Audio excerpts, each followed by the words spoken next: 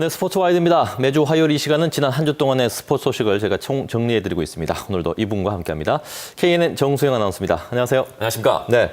자, 오늘은 NC 다이노스 얘기를 먼저 해봐야 될 것 같습니다. NC 다이노스가 5월 들어서 확실하게 달라졌는데 특히 지난주는 팀 창단 최초로 또 4연승을 이어가기도 했습니다. 그렇습니다. 신생팀의 서러움을 토해내는 것일까요? 이제는 NC가 다른 구단들의 경기 대상 1호가 되고 있습니다. 경기를 하면 할수록 부쩍 성장하는 모습이 눈에 띌 정도인데요. 지난주 NC가 SK와 기아를 상대로 4연승을 기록했습니다. 특히 기아전 2승을 할 때는 무려 19점 보면서 신들린 방망이 쇼를 펼쳤는데요. 이틀 연속 두 자릿수 안타를 기록한 데다 창단 후 선발 타자 전원 안타라는 신기록도 세웠습니다. 이러다 보니 5월 한 달간 타율은 2할 8푼 5리로 3위, 득점도 넥센에 이어서 2위에 올랐습니다. 화력이 뒷받침되면서 외국인 투수 찰리와 아담도 각각 승수를 쌓았고 마무리 이민호도 세이브를 4개나 챙겼습니다. 실책도 5월 현재까지 10개밖에 나오지 않아서 이 부분 최소 1위를 달리고 있습니다. 막내 NC가 빠르게 성장하면서 NC 야구가 이제는 재미있는 야구로 변신하고 있습니다. 네, NC의 야구가 어느 정도 성장할지 이걸 지켜보는 것도 또 하나의 재미가 될 것 같고요. 그나저나 NC는 이렇게 잘 나가고 있는 반면에 형님 롯데 자이언츠는 지난 주말 넥센과의 3연전에서 단 1승밖에 챙기지 못했습니다. 그렇습니다. 롯데가 5일 만에 넥센과 경기를 가졌는데요. 충분한 휴식을 취하고 재정비를 했기 때문에 다소 긍정적인 전망을 내놔봤지만 아쉽게도 넥센에게 단 1승만을 거둔 채 또다시 연패에 빠졌습니다. 올 시즌 롯데는 유독 왼손 투수에게 약한 모습을 보이고 있는데요. 1차전에서 황재균의 투런포를 앞세워서 넥센에게 2대1로 신승한 롯데. 이날도 자완 강윤구에게 안타 2개만을 뽑는 어려운 경기를 펼쳤고요. 지난 일요일 경기에서도 왼손 투수 베네켄을 제대로 공략하지 못하고 단 한 점을 뽑는 데 그쳤습니다. 하위 타선인 7번부터 9번은 12타수 무안타라는 웃지 못할 기록까지 나왔습니다. 특히 3차전에서는 잘루도 많아서 득점력 부재가 도마 위에 올랐는데요. 1회 2사 말루, 3회 1사 2삼루의 기회가 있었지만 모두 찬스를 놓쳤습니다. 결국 롯데는 넥센에게 2연패를 당하며 18승 2무 20패로 승률 5할 복귀도 실패하고 말았습니다. 네, 롯데 자이언츠가 얼른 살아나야 되겠습니다. 그렇다면 팀 순위가 현재 어떻게 달라졌습니까? 네, 롯데에게 2연승을 한 넥센이 삼성을 밀어내고 다시 선두 자리에 복귀를 했습니다. 삼성이 2위, 그 뒤를 두산이 따르고 있고요. 기아는 계속해서 4위 자리에, 롯데도 좀처럼 상승세를 타지 못하고 5위에 머물고 있고 SK와 LG가 공동 6위입니다. NC가 한 게임 반 차로 꼴찌 한화에게 앞선 채 8위를 기록하고 있습니다.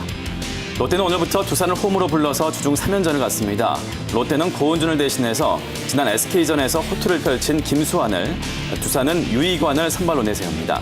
NC는 선두 넥센과 마산에서 3연전을 치르는데요. NC의 선발은 에릭, 넥센은 김병현이 선발 출장합니다. 네, 자 그렇다면 다음 소식은 이제 프로축구 소식인데 지난 주말에 부산이 인천에게 패하면서 결국 또 무패 행진이 끝났습니다. 그렇습니다. 지난 토요일 부산 아이파크가 아시아드 경기장에서 인천을 상대로 패하고 말았습니다. 0대3으로 절전을 펼쳤는데요. 선제골은 프로무대에 복귀한 이천수가 넣었습니다. 전반 12분 한교원의 침투 패스를 받아 강력한 오른발 슛으로 부산의 골망을 흔들었습니다. 반면 부산은 임상엽의 슛이 골대를 맞고 호드리고의 슈팅도 골대를 살짝 벗어나는 등 좀처럼 골과는 인연이 없었습니다. 후반 8분에도 추가 실점한 부산은 파그너와 윤동민 등을 조기 투입해 반격을 노려봤지만 결국 종료 직전 디오고에게 쐐기골을 허용하면서 0대3으로 무릎을 꿇었습니다. 부산은 이날 패배로 홈 6경기, 최근 7경기 연속 무패 행진을 마감했습니다.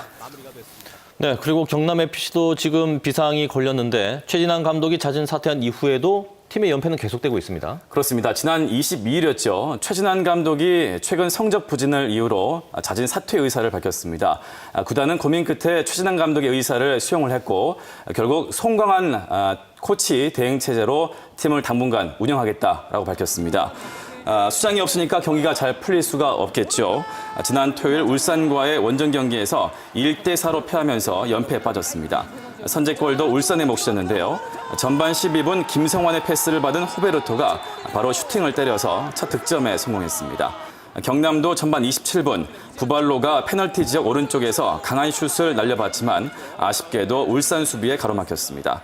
후반 들어서 울산 공격에 압도당하며 내리 3골을 허용한 경남은 후반 막판 1골을 기록했지만 경기를 뒤집는 데 실패했습니다. 경남은 후임 감독을 하루빨리 결정하고 팀을 추스려야 할 것으로 보입니다. 네, 자 끝으로 전국 소년체전 얘기를 나눠봐야 될 텐데 지난 주말에 대구에서 개막을 했습니다. 현장을 직접 다녀오셨죠? 네, 대구가 그 여름에 참 더운 것으로 유명하지 않습니까? 네. 제가 지난 토요일에 대구를 갔었는데요.